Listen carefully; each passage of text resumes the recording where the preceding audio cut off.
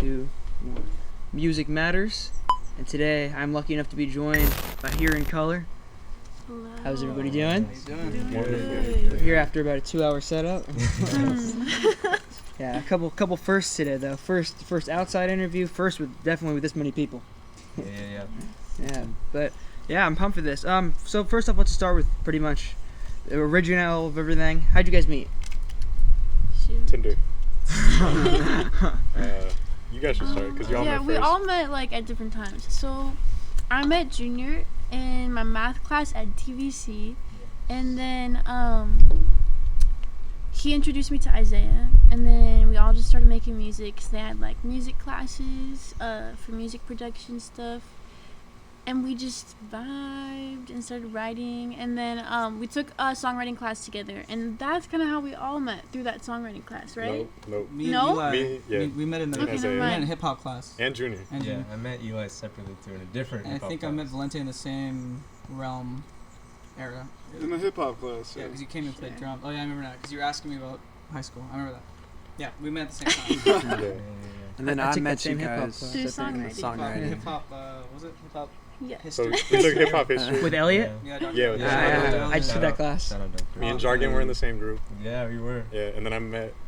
Well, I knew you He sat from in hip front hop. of me, and he used to wear that Brockhampton sweater. Yeah. You Oh, used to you wear a met hat in the every history day. class? Yeah. Yeah. Oh, we met in the We stagecraft. went to stagecraft Yeah. class. Yeah. What'd you think of the new Brockhampton album? I like He it bought the a box lot. set I thing. bought the box set. Joe Bono. Dude, I want to I'm a hear the big new stan. exclusive songs on the box I set, have it, on the vinyl. But I don't want to open it. Oh, You're yeah. not gonna Kinda open it? weird, yeah. Sell it from I was beginning thinking to about selling it. I don't know. It's a great album though. It's so good. I You reviewed can find it. them on YouTube though. Yeah. you know? No, yeah. But I don't know. I feel kind of like disingenuous if I listen to the songs without even listening to the vinyl, without buying the Oh, vinyl. Yeah. I feel like I'm robbing them. Gotcha. Yeah. No, yeah, it's crazy. They're So rich enough. yeah. So you guys all There's met some through hoes. school, correct? Like Yeah. all through school. DVC. Yeah. And when did you decide to like form Here in Color? Like after you met? It was probably like a year into it. Well, started off as a trio. To be, like, Yeah. we started off with what class was it for? It wasn't for another class actually. Artist So- development. Artist Artist development. development or music? I think it was artist industry development. or something. It was one of those two. If you know, it's okay if you don't. Our songs Too Much, Too Less, and The Way I Say Your Name were kind of like originated with just me, Isaiah, and Junior. And then everything else was the full band after like we completed it. So it started with just you three. Yeah. Pretty much. And then like Jonathan did the beat on Oh yeah. Jonathan Rico. Yeah, he did the beat on like Who I Say Your Name, and then it was one of those things where it was an assignment. Right? It was like collaborate with someone in the class. Yeah. And so it was like me, Gerardo, and Jonathan, and then we were like, and then he knew Faith and was like, oh yeah, I know a singer, and so we were like, yeah, let's try it out, and then yeah, and so that was like the first song we did, and then Too Much Too Less came after that, and then after those two, I think that's when we did Ethan's collabs. Yeah. Yeah, and I met them through the songwriting class. Ethan, Pretty do you want to much. explain your affiliation? Yeah, I'm not part of the band. I'm just the producer. But I produced "If It Rains" and "Sitting Here," which Yes. are And, some collab tracks. And you mixed Too Much Too Less. And I mixed Too Much Too Less and the new album as well. So after you guys all met and you kind of decided to form that like cohesive identity, when did you start? Like when did it become more like, oh, we're gonna like sit down and start recording tracks? How long after was that? I mean, we had the idea like pretty, like immediately. We kind of knew we wanted to do like some kind of EP, but Mhm. it was. There was a kind of a funny No. story. Remember when you thought Oh you yeah. thought she that didn't was want to be a way part of back. it or something, Yeah, and I was yeah. like, bro, we need her. Like, we Yeah. need Faith. Okay. Yeah. So this was like the It was a beginning. miscommunication. Yeah, the beginning of the band, we were getting together because we had done Too Much Too Less, and like, Faith had said something about how like, I don't remember what, I honestly don't even remember what she said, but I interpreted it as, oh, she doesn't want to be in a band right now, Mhm. and so I told Isaiah, I was like, hey man, she said she's not trying to be in a band. I got hella sad. I was all like emo for like. Damn, he's like, dude, that sucks. Like, it sounds so good, and like, it was like a whole thing. And then finally, we all hung out, and then like we talked about it, and Isaiah was like, yeah, like it sucks that you don't want to be in a band or whatever. And she was like, what? I never said that. And I was like, and then it's just like all got cleared up, and I was like, okay, I'm never being the middleman again. So eventually, and then like we had a showcase, Yes. and that's how we kind of we like got Eli, and we were like, we need a originally we were gonna have you play guitar, Yeah. but I didn't want to play bass. Because I already played bass for That's okay, So I was because I like, love playing bass. yeah, and you're a really good bass player. Too Much, Too Less is my favorite song to play. Yeah. I just want to say that. What's your favorite song? Why? Yeah, what about it? It's the groove. It's That's a 6/8 thing, and it just feels so good playing it. The stops, you know, from You mean that, bro? ooh, I just love that. And they wrote that, so like that's me playing something I didn't write, and I love playing that song. Yeah. And so Yeah. we had that showcase, and that's when we had Valente and Eli first kind of play with us. Valente was like the drummer, the DVC drummer, I would say. Yeah. To be honest, every performance I saw him, we were in it somehow. You know what I'm Just saying? sneaks out the back. He always killed it. Yeah. He always killed it. So we were really like excited to have, them as like a strong like addition and like adding Rhythm section. groove and all that. So That song was like how I heard about you guys, because like way back when that Yeah. came out, when you guys DM'd us when we were doing that request week, yeah. when we were doing all like local artists and a bunch of like independent artists, and then you guys sent us that, and then one of the writers for the site, Ian, he reviewed that. That's still like the only track ever like an independent track that we've ever given a 10. Yeah, we were. I was like, I was like, they're just hella nice. Like, maybe they just give everyone 10. Dude, Wait, it no, was Too Much, Too Less, right? Yeah. Okay, yeah. Dude, to be honest with you, if you look through that list, there's some tracks we did not give 10s. it's cool that you guys are honest though about it. Yeah. Well, I feel like that's the only way to do it. Like, I feel like I've always like stressed ever since like I started Above the Bridge. There's a very big difference from like giving like an independent artist like a shitty review, and there's also a big difference from that and then giving like an established major label album a bad review. And also, I think there's a good way to give constructive criticism and there's a bad way. It's all in like how you phrase it. Definitely. But like with you guys, I didn't write the review, so I can't say that. But I could not think of very much to critique. So what was all of your musical histories like before you kind of met? Like, were you guys in previous bands ever? Did you grow up playing music? You can get on the Should we list. just go Yeah, we just around? go all the way around New York.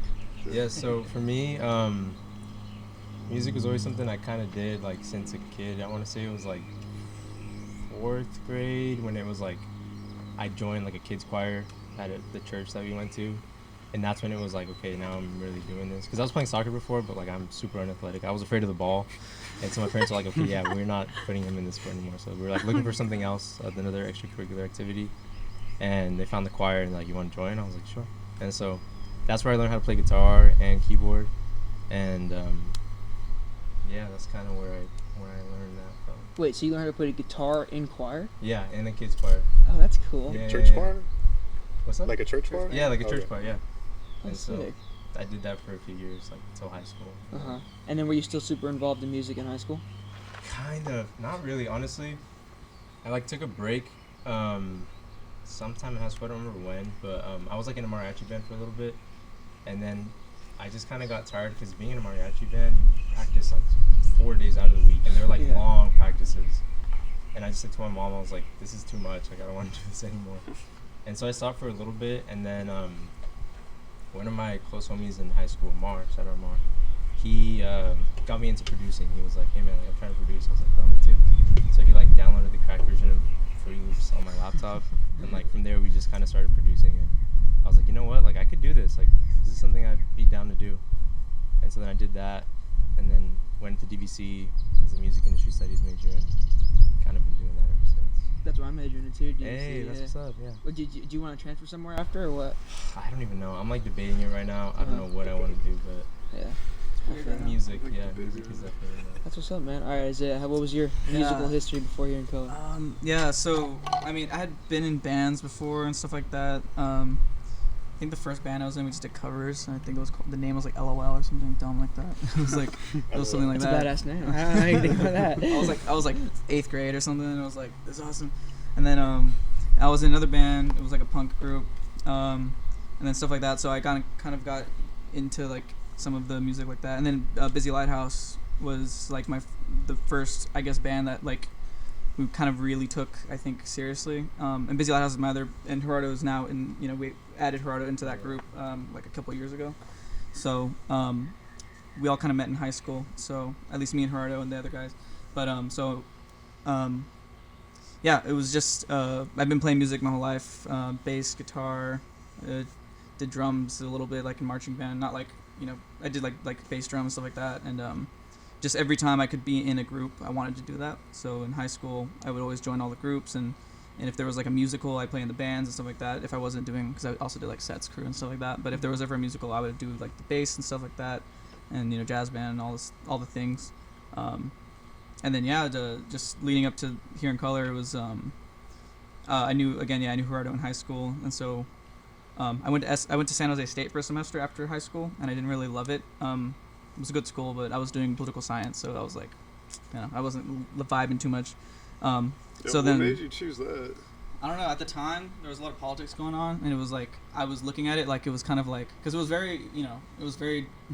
The way that the news, it was very like dramatic. It almost felt like I was watching like a reality show, Mm-hmm. So I understood it really well in that way. So I was like, oh, I understand this, so I'll go into it, because I didn't know what I wanted to do. Then I realized after a semester, I was like, it's, I could probably do something I'd rather do more. So then I went to DVC, and then that's where I like re-linked up with Gerardo. Because you were doing music too, like under your SoundCloud. Yeah. Right. So then. Indica Junior. Yeah. So we just kind of linked up, and then that's how we eventually started doing stuff. I remember like we would just talk about like wanting to perform and do all these things, all these ideas that we had. I remember we were in Walnut Creek, I think, when we decided we were walking from Target or something. And that was when we realized we wanted to do music. It was originally like you and me were like, we're gonna make music. Yeah. And then we were kind of struggling. So, but yeah. So I remember, just that's how it kind of led up to it. But yeah, it's been a part of my life since I think I was 7 when I got my first guitar. So. And you're in a couple other local bands, right? Yeah.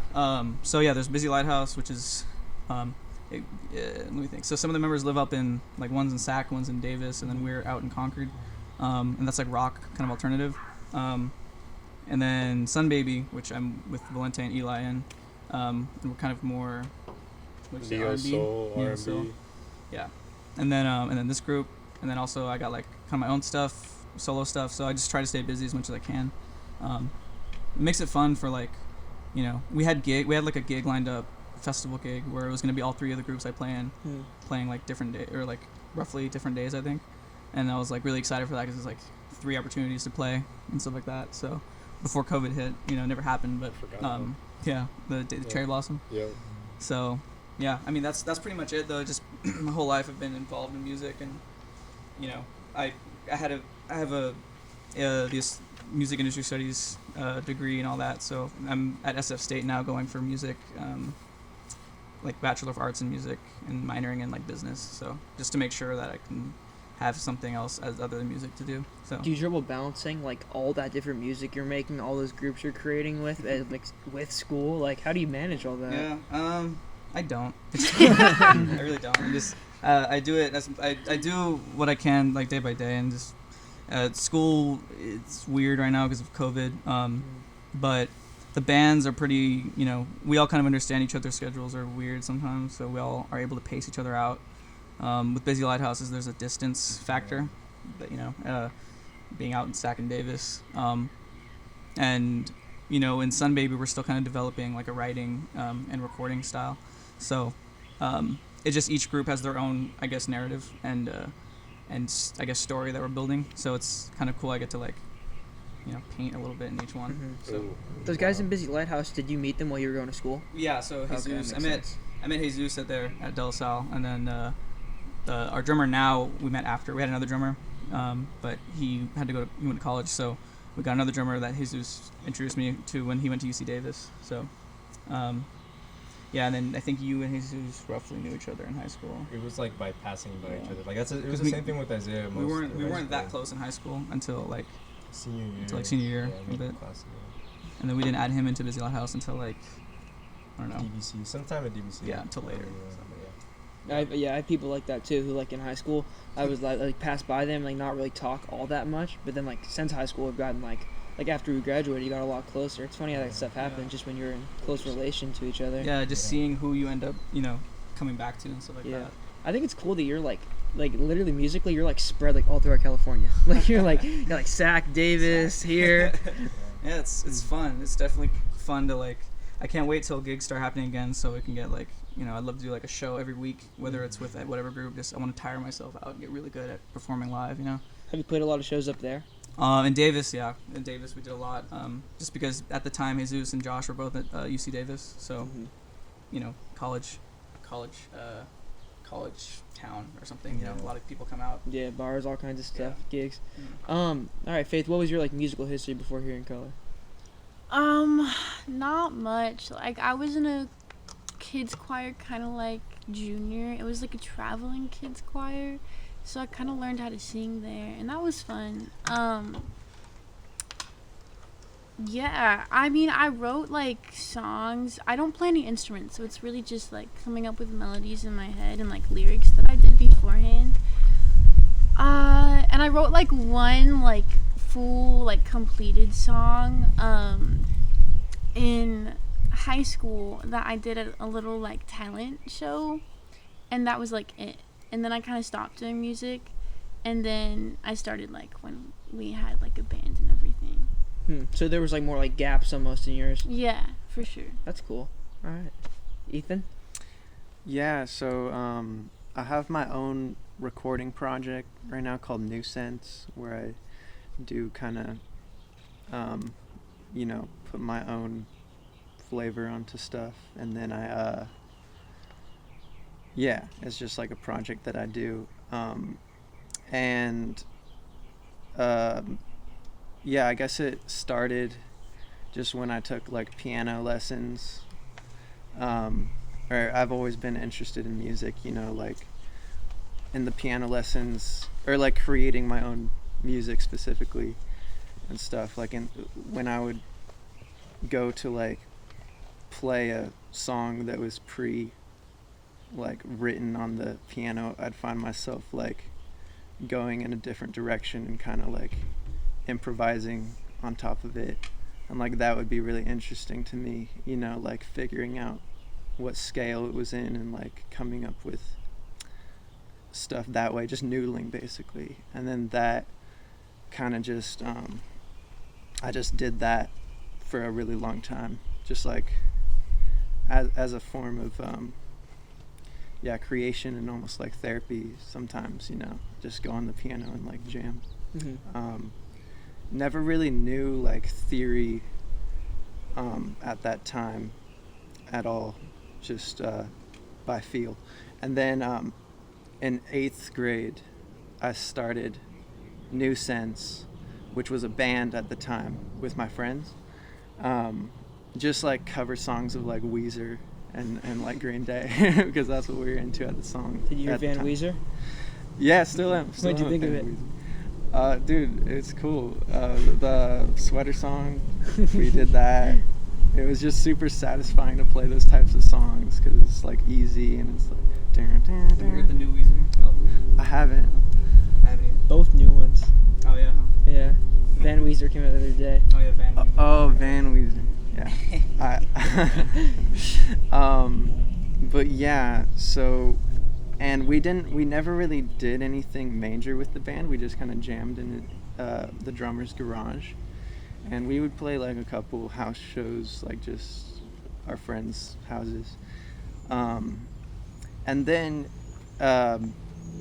basically, long story short, we go to different colleges after high school. And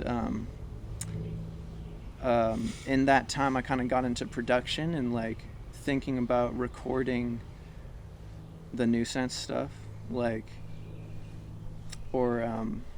always had I was into a lot of different types of music at the time too, like hip hop and like lo-fi hip hop and like even EDM stuff. So I would just experiment with like the free version of Ableton. I'd do like the 30-day trial, like make different emails like when it ran out, and yeah, and just like fuck around with effects and stuff, and that just built up to what it is today, which is just me recording stuff and fucking around with effects and different sounds and textures. Yeah, that's cool. Yeah. And then you record and mix all their stuff, right? Right. Well, some of it. I think Most all but of it. one, right? Yeah, All there's but only the- one. Yeah. Because Jonathan mixed the first one. Exactly. Yeah. Right. So everything yeah. so far. That's sick. And then in the Yeah. future, do you think you're gonna continue to do that? Like, you're gonna keep as like that little like I mean, like you individually. Do you think you're gonna stay as kind of like somebody who produces for other bands and other artists, or do you intend to go more like in your own direction? Yeah, that's a good question. I really enjoy producing for people, but I also really enjoy like being in my own space too, like by myself, like doing it all myself too. Like I enjoy both. So definitely once my EP comes out, it might give me like some time to think about it. I don't know. I'm just gonna keep doing both for now. I think with a emphasis on producing for other people though. That's sick, man. Yeah. All right, move on down.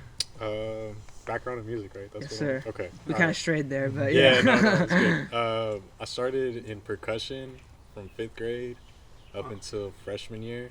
So I played like random percussion things, picked up the drums in middle school. I was a drummer first. I knew it. You didn't know that? I didn't know Yeah, that. bro. Coming for your job. No, I love the drums. I love playing the drums, man. Hey, want to scoot up a little Yeah, bit? yeah, yeah. Thank you. I love playing the That's drums. good, yeah. And then I think summer after freshman year, someone had a ukulele. I started fucking around on it. I played a couple chords and I was like, this is fun. My dad's a guitar player. He always wanted me to play guitar. I was like, nah. But then I finally picked it up and went to college. Didn't want to do music. I didn't really know what I wanted to do. But then my friend was like, you should do music because that's the only thing you're good at. And then I met Valente in hip hop. And one of the first things he said to me was, we're going to be in a band together. Now we're in 2 bands. So that's crazy. Got to manifest it and shit. Because you were friends with people from my high school. Oh, yeah. Because the school I went to had people that he knew and shit. Yeah. And then what happened? I started producing my senior year. So like outside of the 2 bands, I kind of produce hip hop a lot for a couple close friends, but that's kind of been dying out. I was actually like really wanting to be a producer and didn't want to be an instrumentalist at all, and it's kind of flipped completely. Like now it's like way more work for me to produce tracks for people because it's kind of more getting into the engineering spot, which I kind of am not a fan of, or I just am not smart enough to do it. I'm just bad in that skill set. Not like Ethan. Ethan's good at that shit, you know?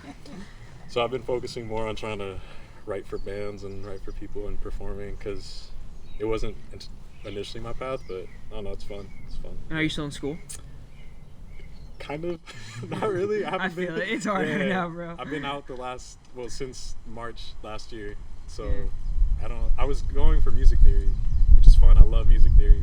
I love breaking down chords and harmonies and shit like that. But yeah, no, I don't know if I'm gonna go back. I probably will, just like take a couple classes. It's fun to meet people. Like everyone here I met through school, so like that is worth it. But outside of that, like I don't think I really need a degree to get what I want to get done, you know? That's a good point. I feel like a lot of people, I feel like that's almost like something that's kind of engraved in the minds of kids in high school. It's like you have to go to college, you have to get a degree, and especially when, you know, you're doing something like music, that's when community college becomes such a good option. And even beyond that, just, you know, doing stuff yourself. Like I feel like a lot of people assume you have to get a degree to make art, but nobody really gives a shit when they're listening to your track if you have a degree or not. Yeah, you know what I mean? Like, no, if you look at anybody, like any of the people that inspire us, none of them went to college for the most part, maybe except for like J. Cole. But like everyone else is like He's they did it their own. Yeah. It's like most people. J. Cole's uncle. J. Cole's the only one that went to college. He was also about to be in the NBA. Yeah, exactly. He's just I on didn't know another that. level. Dude, yeah, he hoops. He's crazy. Oh wait, that's why The his off-season. first albums were like, yeah. Okay, that Or makes so much what's the sense. first one called? I don't even remember. The Sideline. warm-up? The workout. Oh, workout. Yeah. Yeah, I know. I like J. Cole. You pumped for his new album? Yeah. Next week, Did bro. you listen to Interlude? Yeah, it was fire. Yeah, I like it a lot. I'm more pumped for Isaiah Rashad's album, though. Yeah, I'm not dude. gonna lie. All the TDE has to drop. TDE over Dreamville. Sorry. I agree with you. Anytime. It's kind of a hot take, Okay, but I okay, agree okay, with okay. you. No, I just have a lot of Dreamville friends that I'm like, nope, you're wrong. Dreamville They're good though. I purists. mean, they kind of did their thing last year, or 2 years ago. Whenever that Revenge Dreamville of the tape shot. Dreamers? I don't Yeah. know. Time isn't real. It feels hella long ago. Yeah. For real. Yeah. But that's. I'm not pretty crazy much it. about J. Cole, to be honest. Like at all? Hot take. I Like, he feel just like preaches a lot. yeah. It's like you kind of have to be in a certain mindset to listen to his music for sure. I Like, feel that. at work or something. Sometimes he gets kind of like. Valente, you want to talk about your musical Upbringing. history? My musical history. 4th grade as well, I'd say it kind of all started. Played piano when I was like 3rd grade. Went to tenor sax in band class. And then I heard Led Zeppelin for the first time when I was like 10 or 9. And I kind of just knew I wanted to be in a band from then. And I formed a band, Electric Monkeys. And we played at our school, and everyone thought we were the shit. And that was my prime. But I just told Ethan, or I said it earlier, like, we're allowed to have multiple primes. So I'm kind of like feeling the up climb again. Right, You're feeling the second prime on the horizon? Yeah, I'm like 10 again.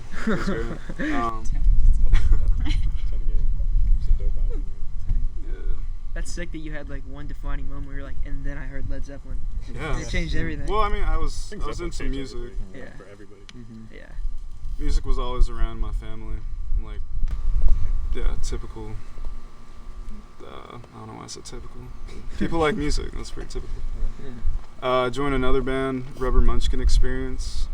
That same around the same time. These names are consistently great. Yeah, and we played at the Village Music School in Pleasant Hill. I think they're still around, but they moved. That was just elementary, and then over time, just stayed in band class really up until like even DVC and now. So I think kids, if you want to play music, just stay in school, really, like the classes. Stay in band class. Because you'll develop without even realizing it, probably. Yeah. Because it's just, it's a class. Also YouTube. Shout out to YouTube. Yeah, YouTube literally like taught me everything I know about producing. Yeah, same. Taught me everything about everything. Like Yeah. literally, there would be no Above the Bridge if there wasn't YouTube. No, Dude. same. Not I wouldn't know how to a eat, chance. bro. What do you know how to breathe? Yeah, I'd be dead. Probably, though. Honestly. But literally, like, it's insane. Like, I've learned like everything on YouTube. Like everything, like in terms of, I guess what I want to do, like on YouTube. Everything from how to record audio, from how to edit, how to photo edit, literally everything. It's crazy. And I mean, I think it goes back to like the idea that you don't really have to like fully pursue a degree if you want to like make art, because you can literally learn anything online now. It's like you can get your own education on things that are strictly relevant to what you want to do, all on YouTube. Yeah. I learn a lot faster on YouTube too. I feel like if you're in a class, like if you're me or Ethan or any of us, we all produce. Like going into a production class seems more of like a waste of time because you're kind of everyone else is playing catch up. Not to act like we're hella good, but just when you're there and you know what you want to do, it's kind of annoying to relearn the basics again. But YouTube cuts out the fluff, you know, like you can look up what you want to learn and say, oh, like how do I like EQ this? Yeah. And you can look it up, and instead of like waiting 13 chapters in a course and then you get like a 2-day lesson on how to EQ something, it's like it makes more sense to just look up the direct. Yeah. And that's YouTube's goated. That's the other thing too, is like why I don't want to transfer is because like when I was looking into the schools to transfer, it was almost like a lot of the production classes at DVC didn't transfer over.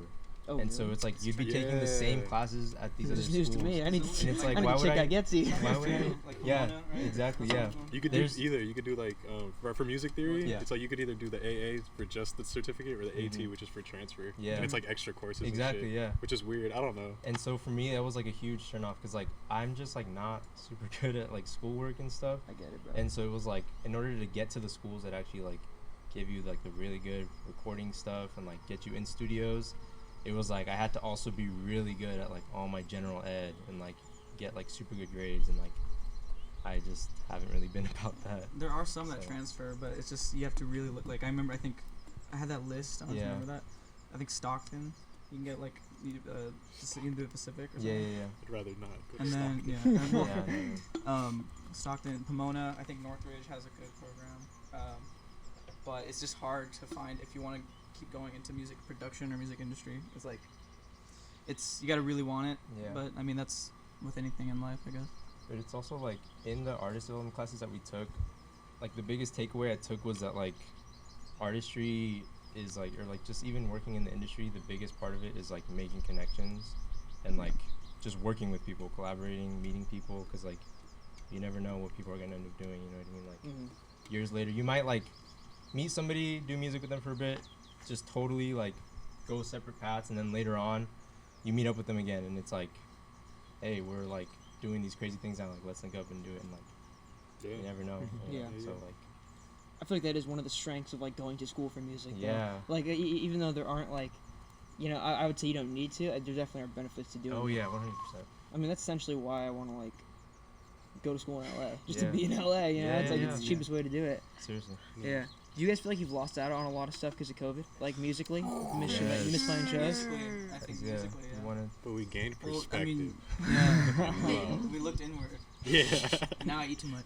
But so I mean, we had like what? Bro, we were going to play at the UC Berkeley Theater. We were? Yeah. Yeah. We had a gig at the we were UC Berkeley Theater, bro. We were in talks with someone who works there, Oh. and they asked us if we wanted. We were to gonna move. get it. It hadn't been made yet, but it was like a thing where we were in cahoots with. Yeah. And then also just like we had like the Cherry Crash Blossom Bandicoot. Festival, and like we had some shows in Richmond, I think, Mm-hmm. and there was like another one. It was like coffee shop gigs. It was a bunch little of coffee shop gig. gigs and But it was a stuff like lot. that. We had like It was a a bunch lot, of yeah. shit lined up for like a couple months in both bands. Yeah. For me and like Yeah. all canceled. But I also wonder what would have happened if, like, I also wonder how the EP or like, you know, something I think about is like, what would have happened if, like, you know, if we had not had to stay like in the situation where we had to. Yeah. Because I feel like we were like trying to put something out for a long time. Mm-hmm. I think it just changed what we focus on, because priorities we would have changed. focused on live performance if nothing had changed, and now we're focusing on writing and studio work. Yeah. So it's Yeah. like now we have to catch up on the live shit. We Exactly. only played yeah. like one show, and Yeah. it was like a showcase. Yeah. And I was struggling for that one, bro. I had to learn all the parts, and I thought I We wasn't were gonna all do it. struggling that I was like, time. bro. Yeah, no, it was. Yeah. It's a learning experience, you know. First Yeah. time, just kind of jumping in the water. Because I feel like too, you guys. I mean, I don't know if this is true. Correct me if I'm wrong, but it seems like as COVID started is when you started like really ramping stuff up. At least based on like what you've released. Do you think that's true or? Yeah, because I think. we, Yeah. I think so. we were writing on we were really stretching the way I say your name and too much too less. Like, we Oh, were yeah. really writing that for a long Yeah. while. And we were kind of tired of it. Mhm. And then, I mean, we did put out Oh If It yeah. Rains at the very beginning. It was in Yeah. March 2020 when If It Rains came out. Or was it sitting here? That was sitting here. Yeah. If It Rains came out in August. Oh, Yeah. you're right, Oh, so we you're put right. out two. So both of the collab songs came out COVID? Or. Sitting Here came out like a little bit before COVID. Yeah. Yeah. So those were songs we had started a while ago. We just weren't finished. Like, they were, you know, old ideas that we were like, let's put these out so that we are, you know, because why not? You know, we had meant to do it. But yeah, then like the EP was just like a thing where I think we just got kind of tired of like, we're like, you know, why don't we put something out? Yeah. And try and do it seasonally. So I like a winter EP, and because all the songs, the ideas that we had circulated were kind of, I don't know, gloomy. Well, I mean, yeah. It was also just like there was like a period of time where Isaiah was just like consistently sending us demos where it was like at least like once every few days. It was just Yeah. like, hey, here's this, and we were like, bro. So after a while, we had like a whole rack of these demos, and we were like, well, what are we gonna do with this? Like, we have all these different ideas. Like, let's pick and choose the ones that seem more cohesive and like. Mhm. That was when it was Put really them easy to together. do that. Was that- I can't do that now for some reason. Was that I struggle before- really hard now. Well, I feel like you always get like a creative boost. Like when I wrote my Yeah. project, it was like 3-4 days. Yeah. But was that before or after Never Ends? When you wrote all those stuff? Before. I don't know. I have no idea. I mean, Organ Song was the first song. Oh yeah, that's Yeah. a old That was the one. first song yeah. that was written for the record because that was actually an assignment. Uh-huh. Or was it? No, that was just like early COVID days. Those are the COVID days. No, Yeah. no, because you played it in. songwriting. Yeah, Yeah. it showed But me in on the Zoom. music building. No. No. Yeah. Oh, yeah. you're right. I Wait, don't know. but it was in songwriting class. I remember that. It was something. You It was presented something. it in the songwriting class. Yeah. I recall. They all kind of blur to me right now. Yeah. Yeah.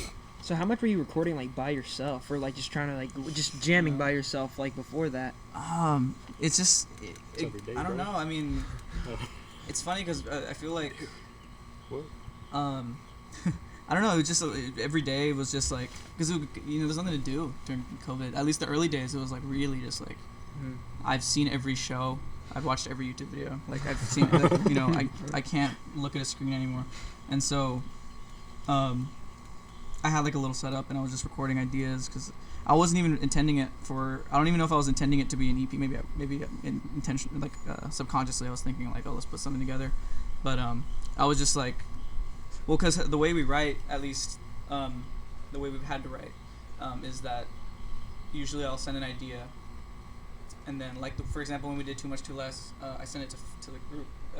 I sent it to the group, and Faith sent back a voice recording on top of it. And I liked the way it sounded, and we ran with it. So I was like, let's try some more things like that. So I sent her a few ideas. And then I believe that's just, like, the mentality. I was like, okay, I'm just going to, throw it and see if anything catches. And that was just it was just me being bored at home. So have you guys performed that song yet? Which one? Too Much, Too Less. Only one time. So all the songs of the EP have you not performed ever because of COVID? We have not performed. Not live. We did them for. We did a live festival stream. We've done all but one for live stream. All but two for live. We've done everything except Whole Foods and If I Try. Yeah. But even those were still separated because we did it remotely. So like we had Valente go to Ethan's and record drums, and then everyone added on top of it. It was almost like we re-recorded it. To be honest. But it is what we did. So we haven't really jammed. Like today, we were at Guitar Center. Oh yeah, that was the first time I jammed with him in like 4 or 5 months. Yeah, we went to Guitar Center and.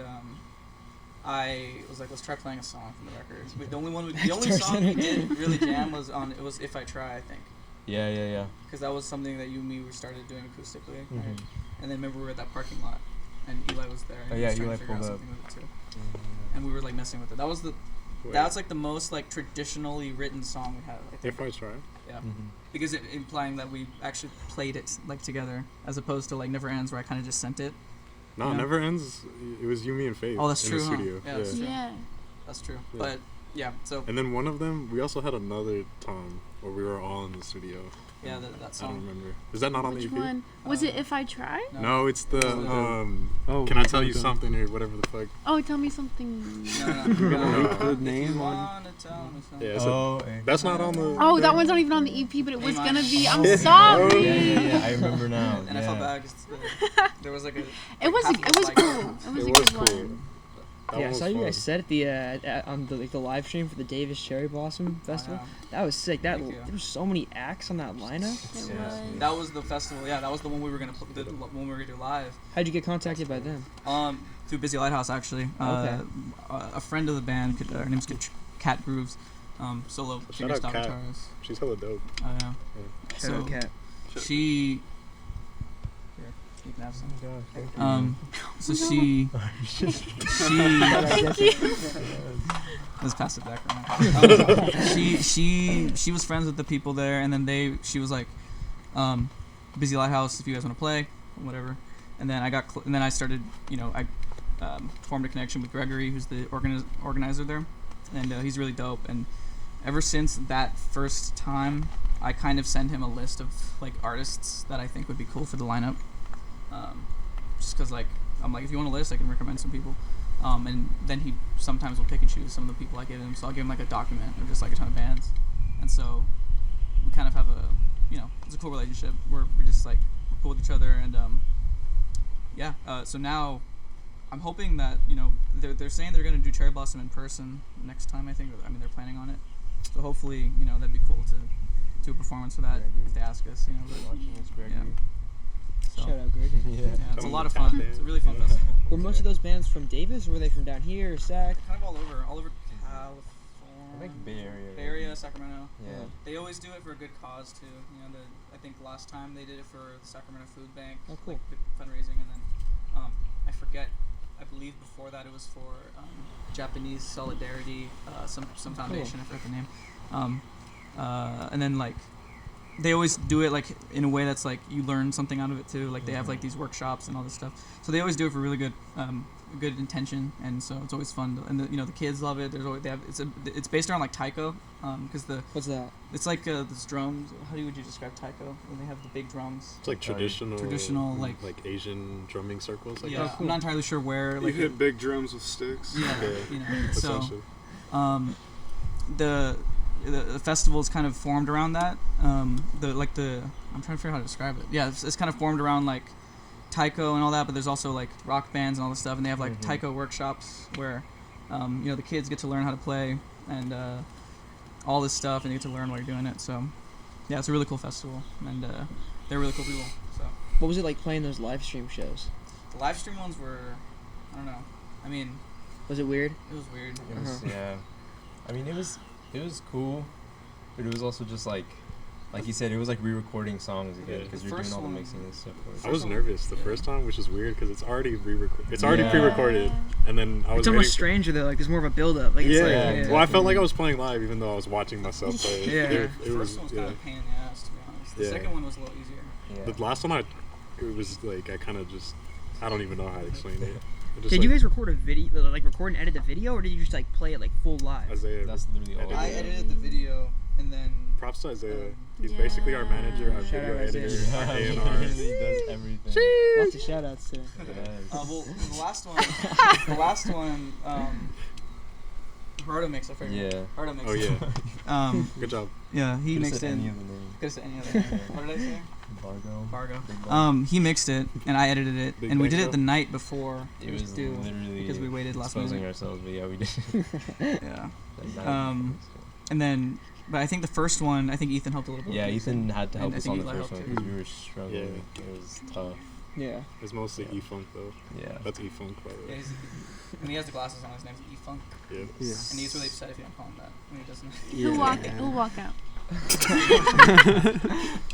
I think it's almost impossible to like honestly like play a show over Zoom just because like the lag and stuff. Like Oh, yeah. you got to do the video route. Because like Yeah. doing it, I don't know. I just don't think that'd be possible. Was there any venues that you guys wanted to play before COVID that you didn't have a chance to, but you think you could now, like because of what you put out and stuff since COVID? Oakland Coliseum. I'm calling it right now. I heard Bill Graham. Starline is. Starline came back. Is Wait, they did? I would love to play there. That'd be Yeah, It's like Starland is dream- sick. dream venue. There's so many venues that have gone under in COVID. It's so sad. Did Gilman go? No, Gilman's. I'd love to play Gilman. I played there once. or Which a one couple went times. down recently? You were telling me about it. Right? Slim. Slim's is gone. Yeah, Slim this time. Slim. DNA Lounge would be cool to play at too. Oh, DNA. As well. Yeah, I forgot I'm I'm about trying to play that. at the Fox. Fox. I don't know. Fox would be cool. The Greek is nice. I It's just think- big ass places. Yeah. We're not there. I was trying to think of one. Shoreline Amphitheater. Oh my god. Bill Graham. That'd be a really fun video to play, like in Rockefeller the future. Center. Bill Graham That'd would be be insane. awesome. Yeah. Crazy. It's a night show Dude, the Super Bowl. Alpha show. with Adam Levine or some shit. Like, Yeah. you know how they always throw in that random feature guest? It's just us and Travis Scott. Oh my god. Hell yeah. One other thing I want to ask you guys about was about your social media presence. Like, I don't know if this is true, but to me it seems like very, very like particular. Like the way you guys like do posts and like stories and stuff. It seems like compared to a bunch of other like independent bands, you guys are like really on that. So I was Ooh, wondering if yeah, that's like Thank you. part of your like That's strategy. not what Mark thought or That's- whatever his name was. Okay, so let's tell this little story Go here. ahead, go ahead. So we actually had like our first like big like I don't know, not big, but this marketing It's a company sales pitch. contacted us after we put our EP out. ad And agency. so we had like a little Ad agency. business They're not a marketing meeting company. with them, an ad agency, and we were hella pumped, but it was just like not it, and they low key like they gave me insecurities. Yeah. You said the opposite They of were what you like, just said. yo, Yeah. so Like, like it's your garbage. Instagram presence, they just like poked all our holes, and we're like, damn, our Instagram's hella weak. So it's Yeah. funny that you Y'all said said that. That's They're gonna be watching this and they're like, I hope no, so. that's garbage. I hope so. I'm looking right at you, bro. What's his name? I don't remember. It's like Chad. Also, No, he was a nice the, guy. The camera clicked. I don't know if that was something. I heard it click. I don't know if that's something that. Yes. I'm just saying that because I had that problem with my Say it with the with my OCD, I podcast love it. where no, because that happens with my podcast. It'll turn off mid thing. Yeah. Oh, And yeah. I'm like, I was gonna ask you about that. You guys, so you have a podcast I too, have a right? And you have a podcast. podcast, right? Isaiah has a Yeah. podcast. What do you guys do on there? We just talk about each other. Yeah, I actually only talk about Isaiah. I only talk about you a lot. Yeah, it's cute. No. It's like we're dating, but virtually. Yeah, you know what I'm saying? Yeah, but you go first. Me first? Yeah, because you're actually like. Episode. Yeah.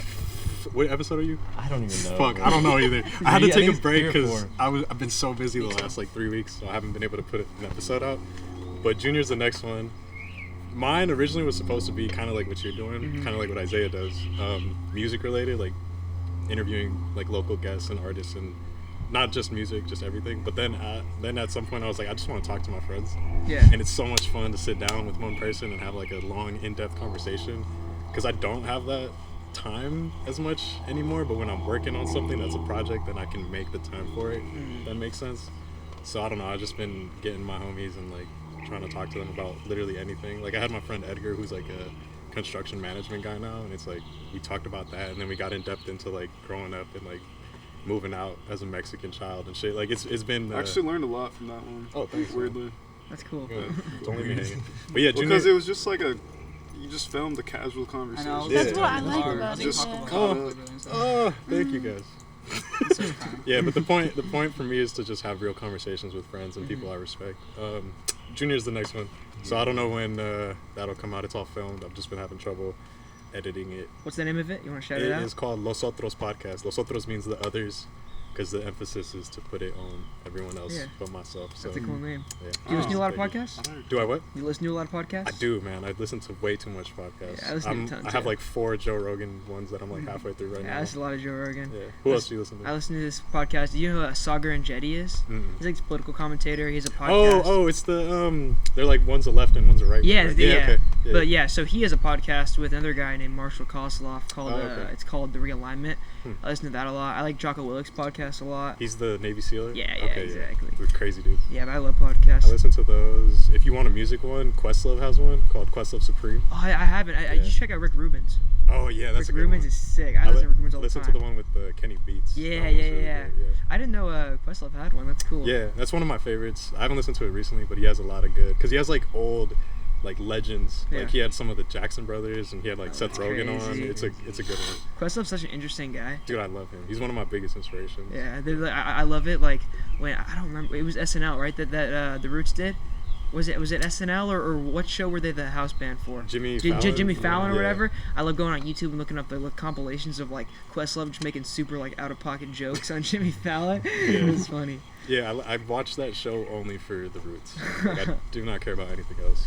And I love when guests show up. Like every time Pharrell's there, he like gives props to the Roots. Like that's my Yeah. favorite part of the show. Yeah, it's But sick. yeah. Kind of I guess in the root of hip hop what we're talking about. I want to ask you about the feature on If It Rains. Like his name's Austin. Oh yeah, I that's Yeah. that's an Ethan connection. I Yeah, I would want to say. ask who that was because that guy was. I love that song and that guy's. I He's really like him. dope. Yeah, he's cool. He's a actually mutual working on friend an of EP. mine. Yeah, Awesome. he's gonna be on my new EP, Yeah. New Oh, Sense sick. EP, on one song, and yeah, he's just a rapper. We all met in songwriting. He was DVC. Yeah, he did, but I don't think he's there anymore. He's like kind of. But he's just local, working. Yeah. Yeah. Yeah. Did you guys meet him at the songwriting too? The don't song, know. the show. That's He was where I met he him. was in our songwriting class. Yeah. Oh yeah, songwriting. he was in the That's class. why he Oh, that's- performed at the He had a showcase. funny little jacket. Yeah. Oh, I wasn't in that class. He had a That's funny fine. jacket. But you performed with us. Yeah, Yeah. that's fine then. I need to Huh? get him on my podcast. I forgot. Who, Austin?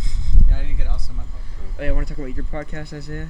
Oh, Same type of thing, right? It's similar. It's I checked with Eli before because I was like I don't want to, You did. I was like I appreciate that. I was like I don't want to make sure we're not like I don't want to like do the same thing. I want to make sure we're both in the same like. He didn't want to cuddle. And I didn't want. We couldn't cuddle. But so it's I started with my buddy Monet who actually played saxophone for us on Shout the out organ Monet. song, yeah, Monet, and she's been really great. She's been able to parallel with my kind of mania going towards the whole thing. Just like everything is being super specific, and she's like super on board with it, so it just works out really well. It's pretty much kind of similar. We kind of do ours more about just finding musicians and all types of artists and talking to them about their story and their craft and why they do what they do and how they do it, and just talking to them for each episode's been like 2 hours, and I'm also like we've put out episode 3 with Brond from Just Friends, who's like one of my favorite like groups out here. So she was really sweet and taught me about zodiac science and stuff. And I'm learning how to be more into zodiac now. But anyway, so like we talked to her about all that stuff, and then we recorded episode 4 and 5, but I'm swamped right now. So like I'm waiting until May is kind of over to get those done. It's funny we took a break at the same time. I know. Yeah. It's like we're in sync. Oh, Yeah. like Titanic. Yeah. Yeah. Oh, I get it. I just got that. Yeah. All right. I never talked to like you can cut that like out. musicians. Hey, cut. I've never talked to like musicians who have podcasts too, and that's something I actually really want to ask you guys about. Like, what's your process like? Because I don't know very many other people that like do a similar thing to what I do, so I'd be really interested to hear like what your process is like. You want to start, or should we say it at the same time? In unison. Yeah. I'll go. Okay. Me and Monet, well, we literally stalk the person, like not in a creepy way, but just like we like stalk their like go their Instagram. Stalk We the kind of do like a Nardwuar kind of thing where I stalk you we guys. try and see, you know, we stalk like their Instagram and all their stuff and see what kind of questions we can get at. We try to make a document before we do it and organize it, but it's never organized. But like I think for Carly's we had like 18 pages of stuff. Because we went through her whole album. It's on some Nardwuar. It might have been 13 Yeah. pages, I don't know, but it was crazy. Part of the reason why is because me and Monet will be sporadically like backspace, like and like it's not like a note thing. It's like I'll hear something, I'll go, okay, 30 seconds down this song, and then backspace. You know, it's just like super random. Question. Yeah, literally, it's like in red and all this crap. So then we do that, and then sometimes we have to impromptuly. That'll work. We have to do it in an impromptu manner, where like we don't always get the most out. Like I think with Brond, who that was the last episode. I think we didn't study for hers as much because I already kind of knew, because I was a fan previously, and I still am of like her music.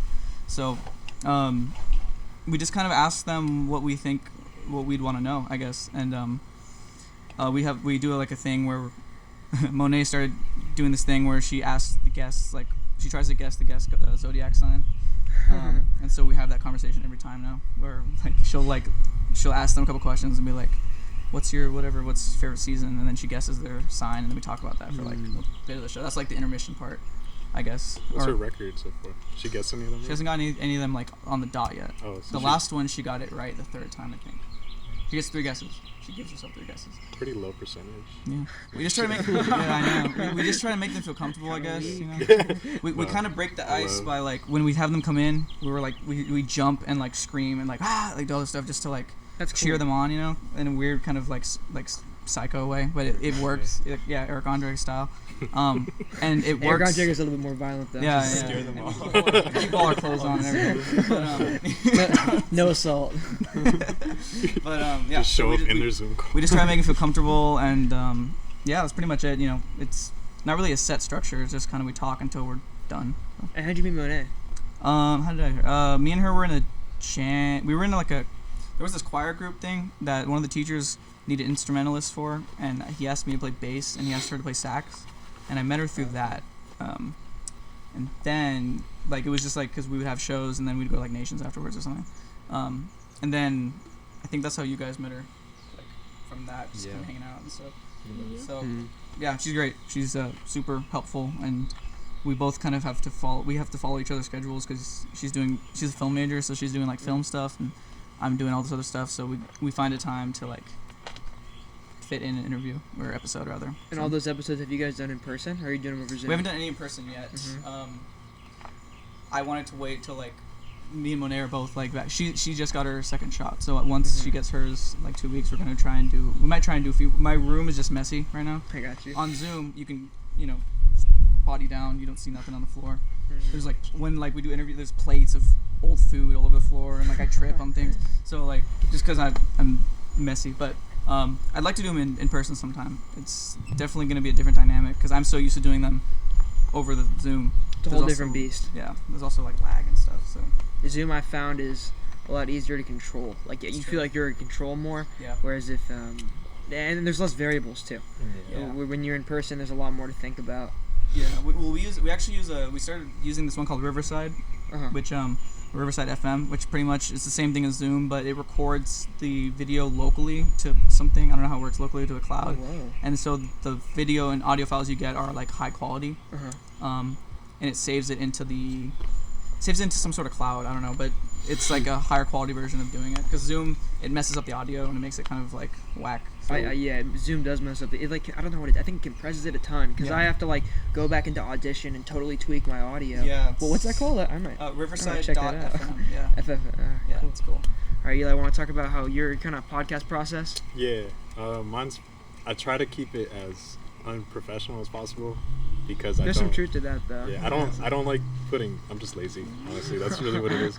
But I usually the first two, it was just me and the guest, and what I love about Isaiah's is that you get like dope guests. Like Braun is like I was surprised when you got her on there. I was like, what the hell? Like that's like a big band. Like they got like millions of plays on Spotify and shit. And I love their music. She's a sweetheart. Yeah, and like for mine, I've been trying to get just people that like I really trust and care about as like on a friendly level. Yeah. So I can just talk to them. So like right now I just have TJ, who if anybody knows TJ, if you're watching this, like everyone knows TJ. He's a fun-loving guy. And then the other one is Edgar, who's also he's like one of my oldest friends.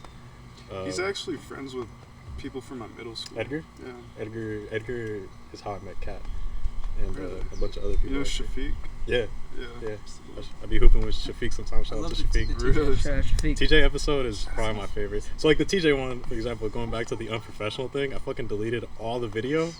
So I just shot B-roll. Oh, I saw this. It was just you walking, right? It was just me riding my bike and like taking Dude, that was kind of cool though, because that was the only one I watched, so I didn't know if they were all like that or not. It's just that one. The Edgar one worked out. There was some weird stuff at the end where the audio got fucked, so I had to use the iPhone's audio, which sounded terrible. Juniors, I'm having trouble with the video, so I might end up just doing the B-roll thing, which is a lot less work for me, honestly. But yeah, I was surprised. People were like, "I like." It's like Serene. Serene. Ooh. Ooh. I've had this idea like in my head for so long. It's something I want to do like way in the future. Start a podcast where like I would hike with people. Oh, that's great. But just thinking like the logistics of it would be like through the roof. Like it'd be so difficult to do. There's a Like hella Rogan. breathing too. Yeah, literally. There's a Rogan one like that with the Ari Shafir. No way, really? You should check it out. I It's didn't probably know on that. YouTube. They go hiking. They just go on this like long ass hike. That's nice. And what, they just record it on like phone or what? Or like, I like a GoPro? I don't or? remember, but I think so. It's just like probably had like I don't actually know. I don't remember. Something I noticed with podcasting, at least for me, every episode has a different problem, like a different Oh technical my thing. God, And it's yeah, never dude. something I know how to fix. So it's one episode, it's like it's clipping the whole time, and then the next one, there's a weird fan noise in the background, and then one of them, the microphone, like someone was quiet in the beginning, like I don't know, the way the mics were set up was wrong, and I've then had like all these problems. yeah, that you it's mentioned. every time. Every It's single That's one. hella funny. it never fails. Yeah. Every time there's something that happens. You guys are gonna be number 11, and I'm sure I'll run into Oh, some man. new thing. Yeah, but you. I mean, I'm still decently new at this too, and you guys are gonna be the 11th episode, and I'm still far from even like close to understanding every single logistic. It's like, it's really really hard to get stuff down to such a consistent way. Also, I mean, the thing about recording in different locations too makes it it's a whole nother dynamic. Yeah. That's why like when I hope to in the next couple of years move to LA, and then in LA have a set place where I bring in guests and then I record them there. I think that'd be a lot easier. That'd be cool. Yeah, because over Zoom too is like there's a whole other host of problems that come with that. But yeah, that's interesting that you guys. I've never talked to anybody else that's like kind of actively in that same space. Yeah, it's I'll- fun, man. Yeah, It's super it's a fun. lot. Can I ask you a question? Yeah.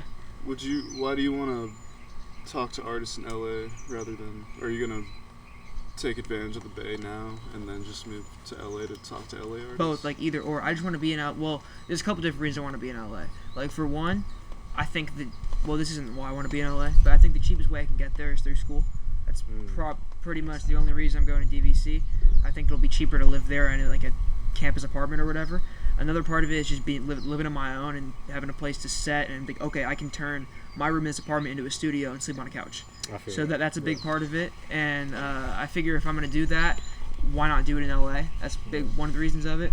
I also think that the industry still catered to LA, not nowhere near as much as it used to be, but I think it still is. I think that's one thing that, see, I kind of made this decision before COVID, though.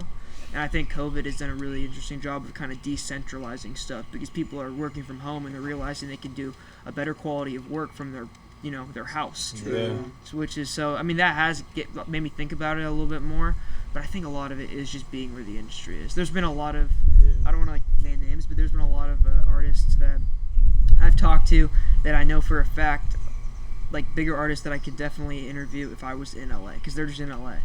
It's more or less just where people are. But they're in LA right now. I don't know if that's going to be the case like 10 years from now. I think it's I shifting agree away. with you. I think it is shifting. Which is weird. Which makes it a weird thing. It's like, do I really want to stay in LA for too long? Because I think you have a point. Like I think it's definitely decentralizing. I'm moving to Texas. Austin. Yeah, Austin's getting huge Everybody's right moving now. to Austin. I think the cool thing about the Bay is like, if you're from the Bay, I feel like people are like almost stick here and try to do what I can here. See, that's what I love another about thing. the See, Bay. that's another thing where I have like second thoughts. I'm like, because like as much as I think I need to be in LA for at least a period of time, God, I'd love to be back here and just focus on Bay Area music. Yeah. Because that's like what I'm really passionate about. Yeah, and it's so diverse here. I mean, obviously LA is too, but like, I feel like a lot of people. The one thing I don't like about LA is like people come from outside of LA to go in, whereas the Bay is like people In out. come in out. It's like a reverse kind of thing. I think people come into the Bay, but it's not for art. Yeah, no, It's more for other like stuff. tech It's for and jobs and stuff. Tech. It's tech. Those Yeah. techies. It's man, it's sort of- to live in the city by the freeway to get to Silicon Valley. Yeah. Do you guys ever have any intention of moving anywhere, or you think you're Dude, I'm broke. rooted in the I'm Bay? so broke. It's Yeah, moving is Texas. Like, I'm going to Texas. Or Japan. You were gonna go to I want to do One some of the stuff in Sacramento. What's that? I go to school there, Oh, okay. That's what's up, bro. and I don't hear anything like about that place musically, except for some bands I listen to are from there. I'm interviewing a rapper from Sac like next month, and he seems pretty cool. There's What's his name? His name's Unimaginary Other. Does he go to Sacramento State? No, he's Just from from there? Yeah, he's just from there. But I feel like there's kind of a small rooted music scene in Sacramento that people don't think about. I've actually been thinking about that a lot recently. And like there's a good amount of rappers from up there, and just other artists too. I've seen that in the Davis area, actually, like in that up north area. And there's some cool venues up there too, like Harlow's. I don't think I played there. That's a cool little bar. I saw YBN Corday there when he was really small. Wow. Yeah, like right when he started. I don't think he'll ever be at that venue again. I feel really lucky. But yeah, there's Pretty's dope. Sac's cool. In Davis, that's funny that you bring that up because I feel like it's so small. I wouldn't think there'd be such a music scene there. They're tight knit over there. You know, everyone knows each other, so it's like we played at like the Watermelon Music and like there's a few other venues up there we played at that they're really like Armadillo's dope. That was our first like sold out show, or I don't know if it was sold out, but it was just packed. Yeah, that was the only show I played in 2020. I think. Yeah. Armadillo. They're the that scared me. I thought that was See something new every time. I thought that was a cat or something. I thought it was a pig. Pig. Where are the pigs at? They're in the room. It has two They're pigs. Bring away. the pig out. Went to the farm. Dancing upstairs. Oh yeah, just like I feel like everywhere you go, there's a small community, but just like finding the one that you fit in, I guess. You know. Did you live in Davis for a What period was of time? the hill? Or you never I lived mean, for like a week. Mhm. I never like stayed like because I've Drake. I've been there so much because of just when Jesus and Josh were both at that school. It I actually got really used to being out there. I really liked the area, and Gerardo will come up with me too sometimes. And we have like funny stories all the time about stuff just that happened in there. And it's like the food out there is great too. Raja's, shout out to Raja's Indian food, so good. Fuck with Rogers. There's a Dutch Bros, Dutch Bros. Stizzy store, everything you Oh, yeah, need. Dutch Bros. Yeah. I want to ask you guys about the EP too. Where did you record the EP? Like, was that all here in different places? Was there ever any time in a studio, or was it just kind of all over the place? A few of them were at Isaiah's studio. Yeah, some of them were in my Yeah. place. I mean, like Oregon was in your room, your vocals. Yeah, so Right. I think it's kind of like we described before. Like Isaiah would send a demo, for the most part, and I would usually record in my room, just like on my little mic, and then send it back, and then we would all kind of do that a little Yeah. bit. But Like I think natural. a good amount of it took place in the studio. Yeah, most of it was too. Isaiah's Yeah. Where did studio. you record the drums at? Was that your That place? was or Ethan's. mine? Right? The drums? Yeah. It was at your Yeah. place, Yeah. wasn't it? Not the last stuff, unless that was the cherry What was blossom. I it? might be It was mixing. Kid- Oh, I Use think it was Valente's cherry kit, blossom. right? Yeah, Yeah, my we kid's did. still at your house. So. I know. I broke it by accident. Wait, really? Yeah. What'd you break? I'll tell you later. It's replaceable. Every I single just head. need the snare drum. That's all I The need. snare's not broken. Okay, that's fine. I've gone through 2 snares. Really? Yeah. What else? Yeah, I mean, where did we? And then like towards the end, it was like remote. It was really remote. Yeah. Towards the end, Remote towards like, control. because when it started getting bad, kind of in the area, like the COVID stuff. I think that was what, January, December. I don't even remember. When it started getting like pretty bad, we kind of were like, okay, we'll try it Yeah. remotely. So, and then yeah, that's when like people would send stuff in, and we would send it to Ethan, and you know, Ethan had a lot of patience with us for this. Oh yeah. There were some Long songs that were a nights. pain in the ass, I feel like, but you know, we tested his patience. Yes, we pushed the It was boundaries. fun, bro. It wasn't that So do bad. you have like a home studio? Yeah, I have a like a shed like that I used to just put storage and crap in there. Oh, shit. We put it. I got the idea from Ethan because he's got a beautiful. He remodeled his recently, and I remodeled mine too. I had just like a storage unit, and then we took everything out, put walls in, and like made it into like a little thing. Give me ideas right now. I know it's definitely something to do during COVID. That's part of the reason I did it. I was like, you know, why not? I'm bored at home, so we did that, and then before I did that, we would do it at like Ethan's studio, Ethan's shed, and now you know we kind of have 2 places I feel like that we tend to meet at in terms of to do stuff when we do meet to like record stuff. So it's cool. It's cool to have.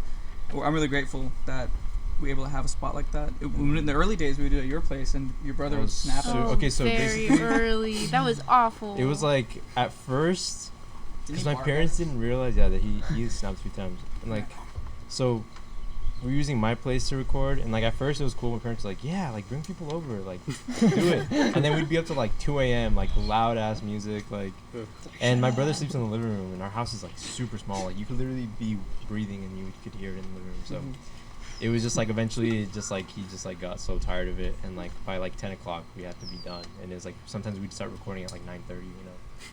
So it was just like, okay, yeah, we can't do this anymore. Sorry, y'all.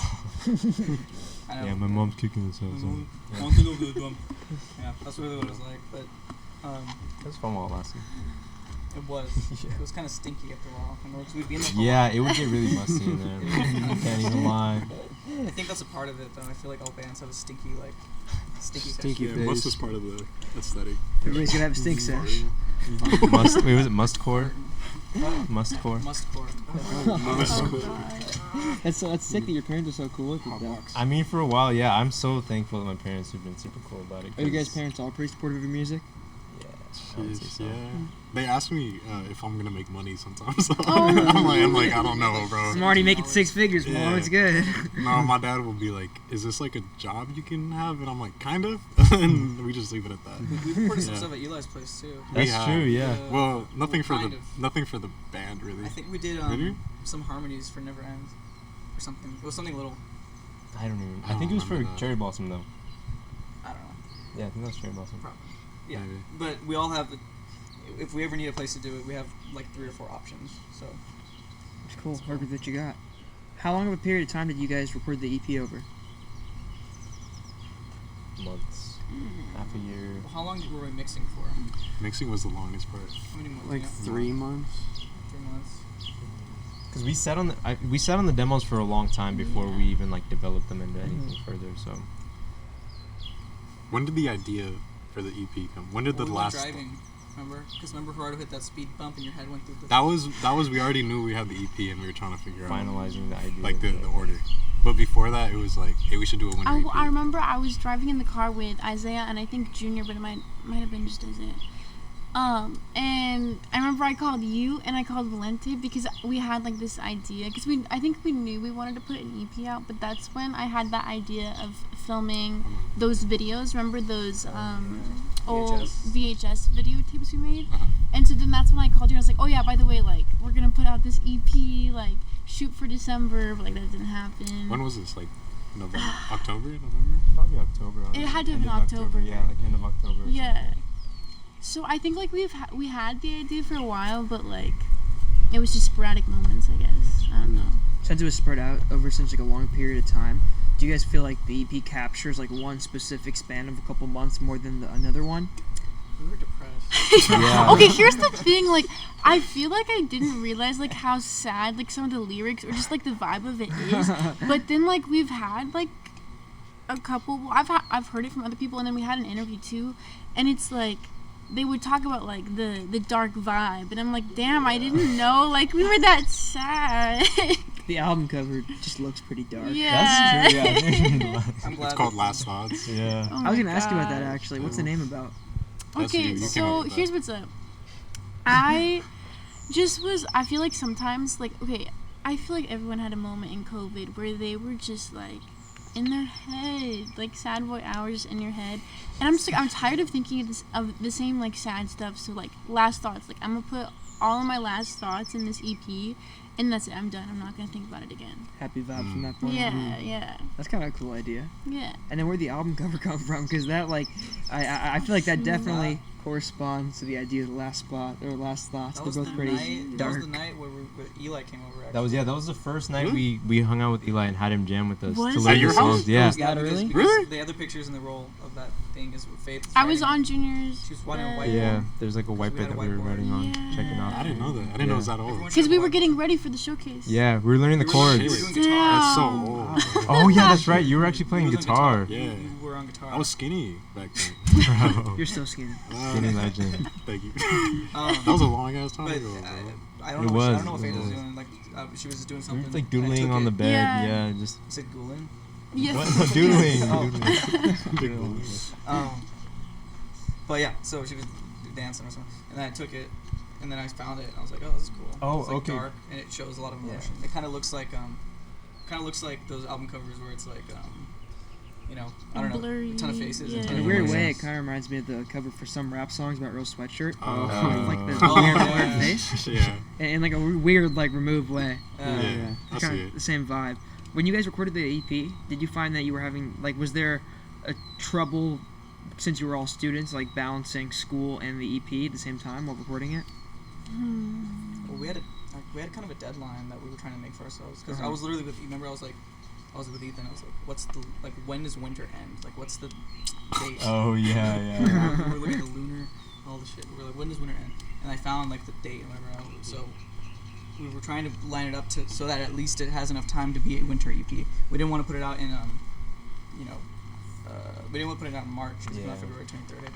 So we were like, okay, let's make it a winter thing. But I don't think school was a big thing. At least for me, it wasn't in the way. I don't Yeah. think it was for me either, because here's what I feel like. When, like, you're in person, like, in college, like, in person before COVID, it's, like, it's very easy to find yourself, like, doing things after your classes or, like, getting busy, like, going out places. But then when you're just, like, in class and you, like, shut off your computer, it's like, oh, like, I'm home already, might as well work on a song, like, might as well, Yeah, like, yeah. I don't know, I felt easier to do it. That's Yeah. an interesting point. Yeah. I mean, I've never like, I've only been in college online. Never been had a class That's at UC. wild. Yeah, like I've literally, I graduated high school with no graduation, and then I went to DVC with like, it's been all online. But I can definitely relate to what you're saying. Even like in high school, it would be the same type of thing. Like, it's you never realized. Well, I guess actually a good way to think of that was like, I remember because I ran cross country in high school. And it was like I never realized how long I would stay after cross country, and it was like our practice would end at like 5 or 6, and I'd be there till like 7 or like 7:30, and I'm like, damn, I've been at school since 7 to 7, 12 hours. and it's like school's only like 8 hours long. You don't realize Yeah. that you're just there, Yeah. and it's not even like doing anything particular. Like I would just be like standing around after practice doing nothing, like talking shit, like doing dumb Yeah, stuff. I know what you mean. That's what That's was so with us, like after crazy. like music class, remember? Yeah, we'd Yeah. go to eat a lot, and it's And we would like just that sit- I was did that fun. all the time, There dude. was that Yeah, circle that that's would happen true, after that's music true. classes, and then just like you were Oh, shopping or something. dude, that's Oh, shit. Or something. I do miss that a Fun. lot. I miss though. that, Like, yeah. You spend less money too. Yeah. Yeah. I don't We know. I find a feel way. like I spend Find a so way, much just- money. One track of the EP I was really interested to hear the origin of was Whole Foods, because that was like I was so curious. I'm like, what does this mean? Okay, so that was low-key kind of just a me and Junior thing. Uh-huh. We kind of just worked on that. I feel like you can kind of tell, like, it's more acoustic vibes. Yeah, for sure. For me, I was like, okay, we're putting this EP out, and at the time, I like was having a moment, and I was being pretty dramatic, and I was like, I'm not gonna do music after this EP is out. Like, I'm kind of done. Retirement. And so I was like, if we're gonna put this EP on, I'm gonna be done. I want to like get this one song on there that I had the idea for. So I was like, that's why, like, oh, let's just make it easy and acoustic. That way we can just like get it on there fast. And I low-key didn't even ask if anyone liked it. I was like, we're just gonna put it on. Yeah. I like But it's low-key, like, what do you want to know about it? I don't know. What the lyrics mean. Okay. And why it's called Whole Foods. It's called Whole Foods because I was in love with a boy who worked at Whole Foods, and for like, Aren't we all?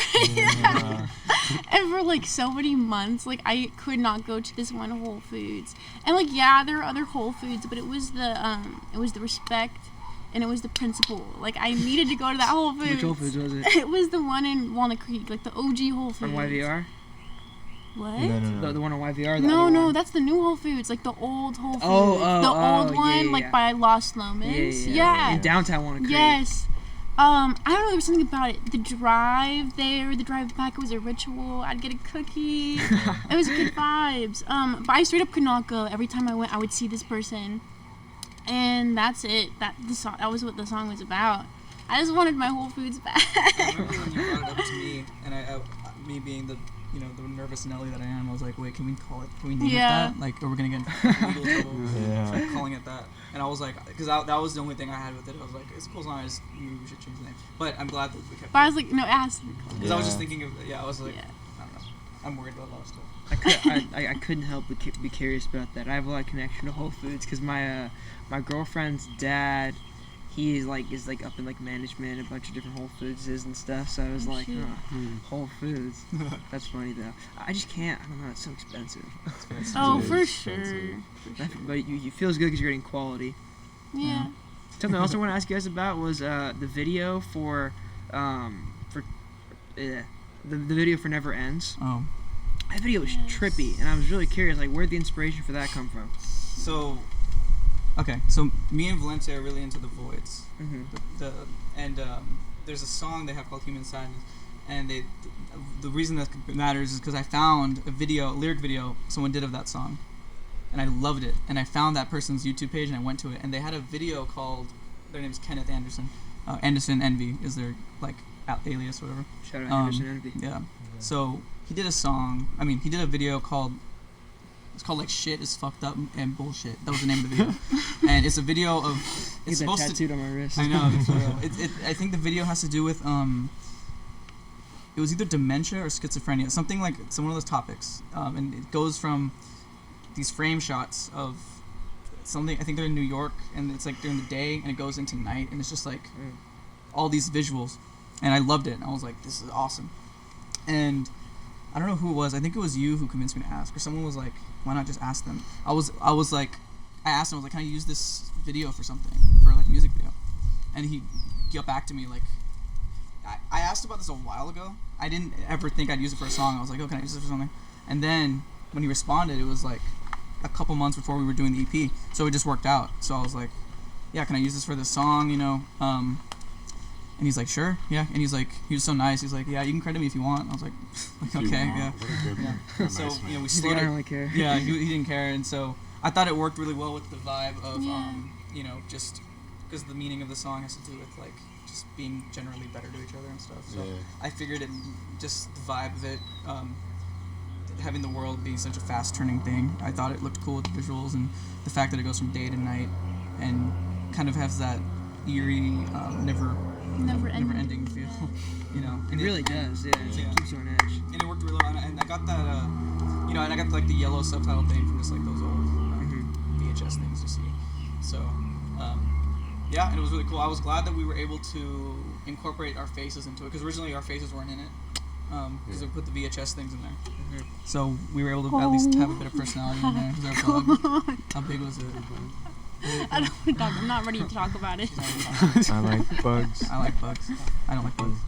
I love that idea though. Just ask. I'm so into like the whole like just ask thing. That's like a big part of like what, dude. That's like a huge part of what goes into like my it's kind of like my vision of interviewing people. Just ask. Yeah. I kind of stole that from Nardwuar. That's like the Nardwuar approach. Just ask. Yeah, dude, legend. Eli does a really good Nardwar. No, I don't. What hear are it. you talking about? Someone here does. I don't know who it was. I think it was Benvenuto. But Nardwar's awesome. Nardwar. Is that copyrighted? I don't know. That's cover. Oh, The video's gotta get taken down. cut that out. Cut. That video and then also like the rest of your visuals, even like somewhat like the VHS stuff, it all seemed, I don't know if this is intentional or not, but to me it seemed like it had like a very specific direction. A lot of it is like almost, it's very like dream-esque. That's kind of like a lot of like what I got from it, especially the other music video you guys did, where like Faith's like on the cloud and stuff. A lot of it like reminded me, it was like very dream-esque. I was wondering if that was, do you guys have like a specific direction you want to go into your visuals, or you kind of just do what feels right? Depends. I mean, that one was Zach. Right? Yeah, that was like a whole other person's vision. Like we just kind of let him do his thing. Where like he filmed it for us, didn't like charge us, so we're just like, yeah, do whatever you think is cool. Is that the Skizix guy? Yeah. Okay. Yeah, Yeah. he did our first 2 Yeah. videos. So he kind of helped us actually with that direction. But Yeah.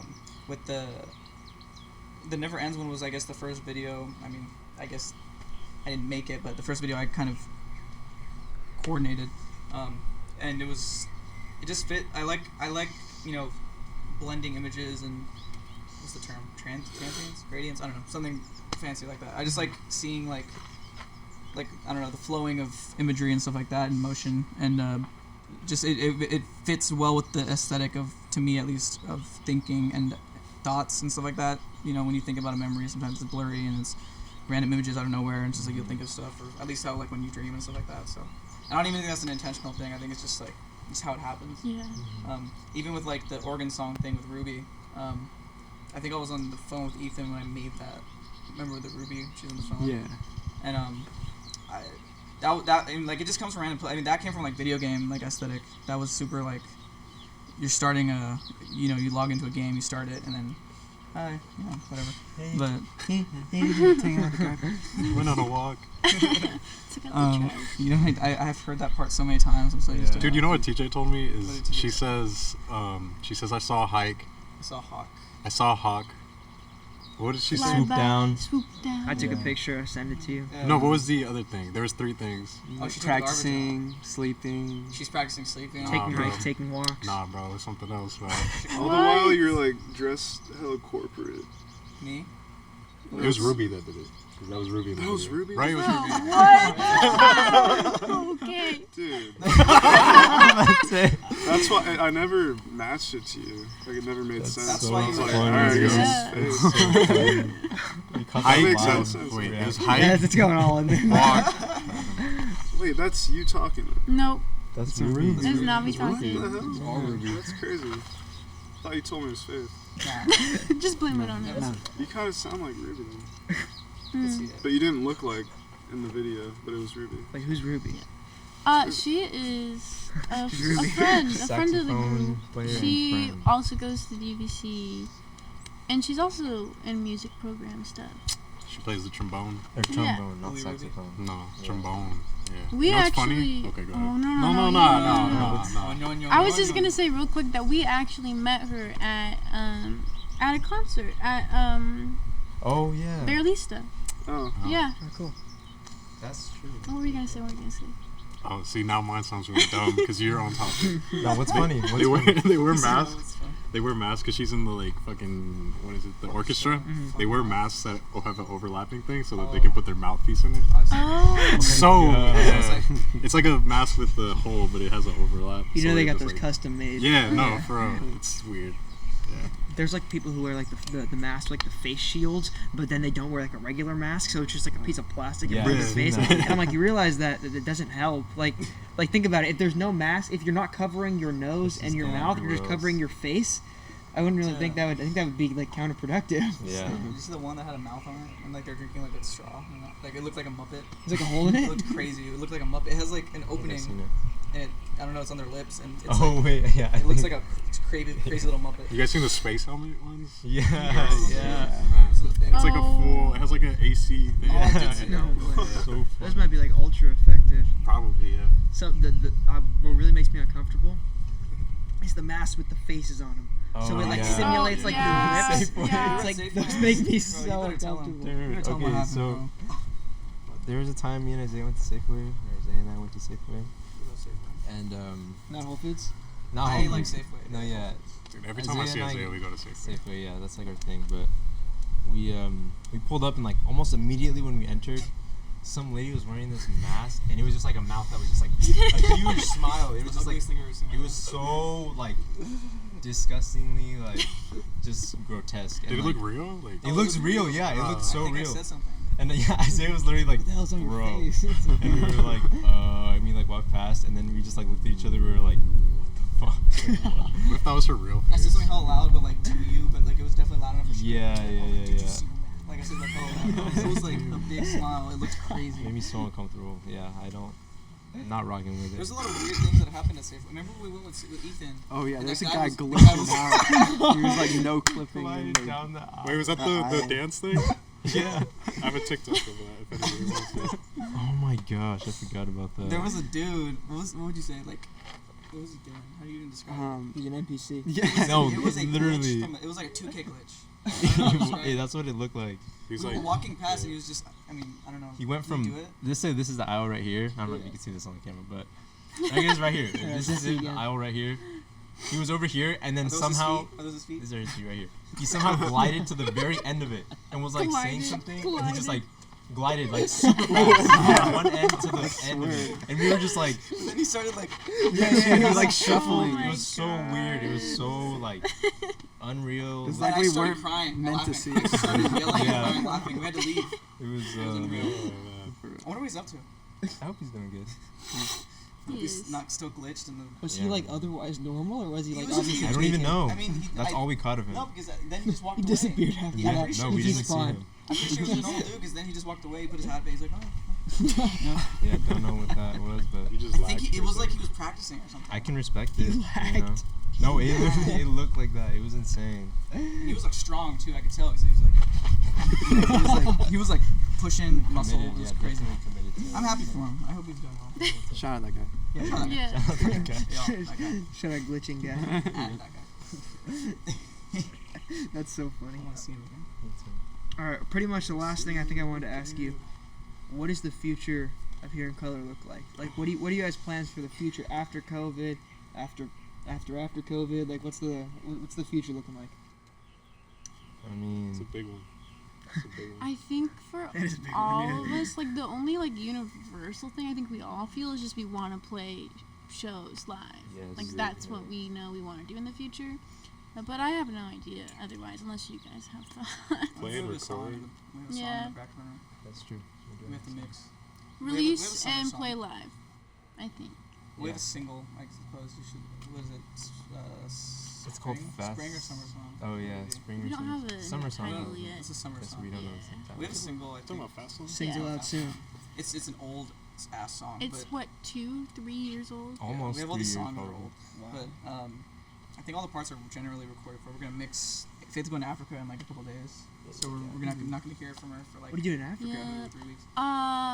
Man, I work for it's West Africa, Togo, in a city called Lomé. I work for a nonprofit there. Oh my Oh. God, is there bugs? Because I felt one, and it's right No. there, and that was on me before. Do you see that Oh my thing? God. Oh my God! You're talking about the microphone? No! The microphone. Look at that! No, there's a whole. Oh. No, Don't do it! Don't do it! Don't do it! Hey, don't use It's right here. It's on your mic. I'm so sorry about that. Hey, yo, go get Um, him. Hey, Go get close him. him up. Go get him. But okay, so yeah. Whoa. Okay, It's on you. NPC guy. don't Safe. even say that.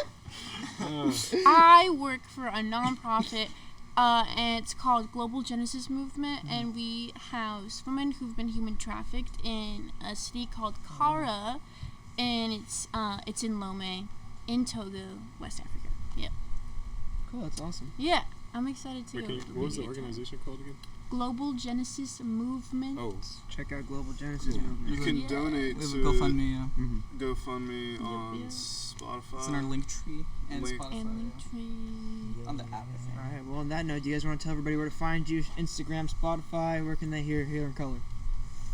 Spotify, YouTube, SoundCloud, Instagram. Bandcamp. Everywhere, really. Yeah, I mean, just look it up wherever you hear wherever color. you're comfortable. Here Yeah. Internet Explorer. in. In Color. And then Did our you point at ears me? bleed. Because I'm covered in ink. It's fun to point out. All right. right, guys. Thank you for coming on. I really appreciate this. This is a good conversation. Thank you. All right. Music matters. Music matters.